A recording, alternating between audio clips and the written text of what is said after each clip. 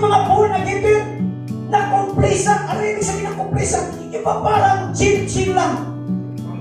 Kampante. Chill-chill lang.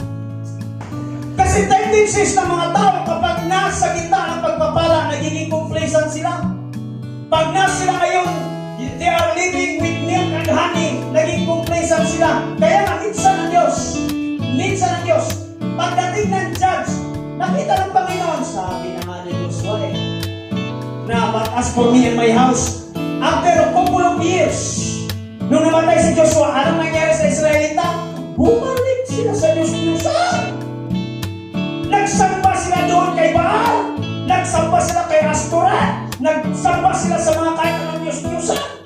Kaya anong ginawa ng Diyos? Binuksan ng Panginoon ang harang.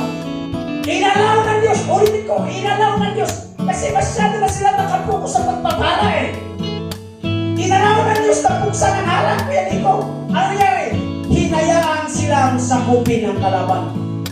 Nung pumasok ang kalaban, doon sila tumawag sa Diyos. Lord, tawag, tulong!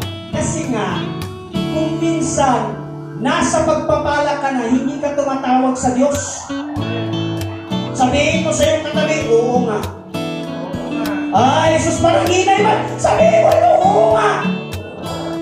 Why? Because tendencies, the moment na may nakapatong sa atin na burden, minsan doon lang tayo tumatawag sa Diyos. Kaya nga, mga minamahal kong kapatid, hallelujah, habang may buhay, may problema.